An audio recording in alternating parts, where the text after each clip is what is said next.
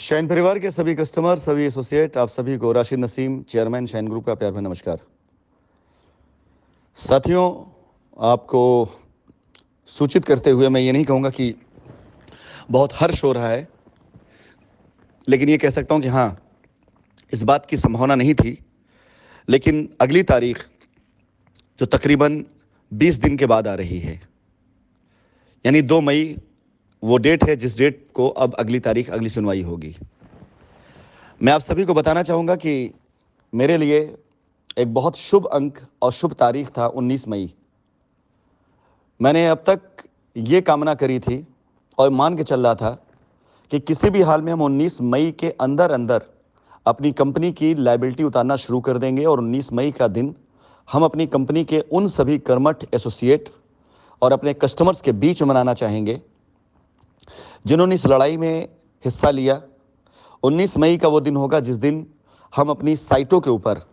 कुछ ऐसी गतिविधियां दिखा सकते थे कि हाँ, इस वजह से हमारी साइटों पर काम शुरू होने जा रहा है। बहुत कुछ हमारा प्लान था जिसे मैंने चंद लोगों से के साथ शेयर करा था कि मैं कोर्ट के अंदर यदि कोई भी फैसला ऐसा आ जाता है हमारे एसोसिएट्स और हमारे कस्टमर के हित के लिए, कोर्ट रास्ता दे देती है, तो माननीय न्यायालय के समक्ष अपनी तरफ से खुद मैं एक आवेदन डलवाता जिसमें मैं उनसे रिक्वेस्ट करता कि मैं वापसी करना चाहता हूं, चाहे उसके लिए जो भी लीगल फॉर्मेलिटी मुझे पूरी करनी मैं वो पूरी करूंगा। और 19 मई का दिन मैं हिंदुस्तान में आप सभी लोगों के बीच में रहने की मेरी कामना थी,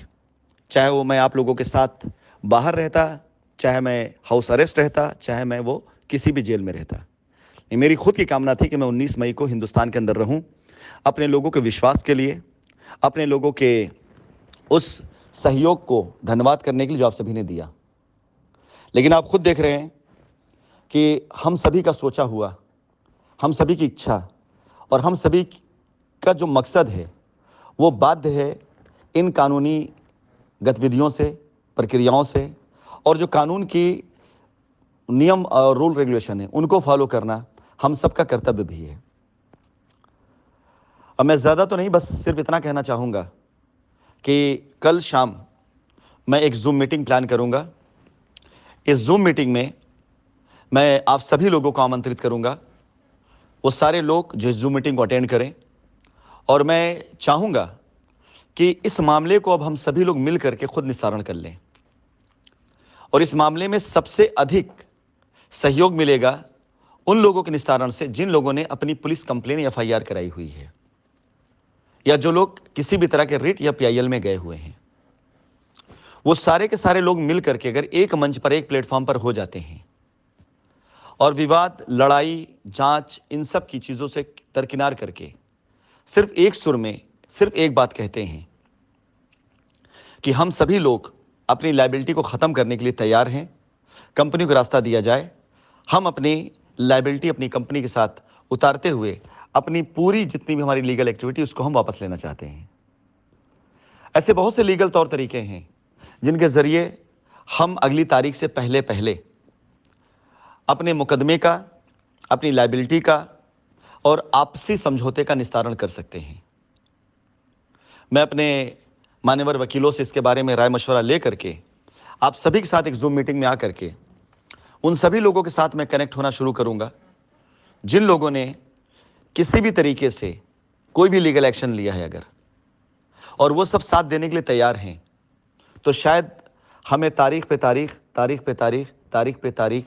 वाली स्टोरी या वो डायलॉग बार बार याद नहीं करना पड़ेगा। आप खुद देख सकते हैं, ये तीसरी तारीख है और पिछली बार भी ऐसा हुआ था जब एक बार,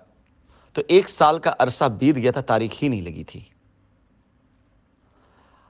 हम और आप दो के दोनों एक ही प्लेटफॉर्म पे खड़े हैं। हम भी इंतज़ार कर रहे हैं कि हमें मौका दिया जाए, हम आपको आपकी चीज़ वापस करें। आप भी इंतज़ार कर रहे हैं कंपनी को मौका मिले ताकि कंपनी अपना काम कर सके। जब दोनों एक ही प्लेटफॉर्म पे खड़े हैं तो लड़ने की जगह एक साथ मिलकर अगर ये निवेदन कर लेते हैं कि हम सब अपने विवाद को ख़त्म करके आगे जाना चाहते हैं, तो विश्वास जानिए, शायद मेरे ख्याल से हमें आगे तारीख ना मिल करके हमको काम करने की अनुमति मिल जाए। और काम करने की अनुमति मिलते ही हर वो कस्टमर जो शाइन के साथ खड़ा है, उसकी किसी प्रकार कोई लायबिलिटी हो वो शाइन की लायबिलिटी होगी। ये मेरा आपसे वादा है।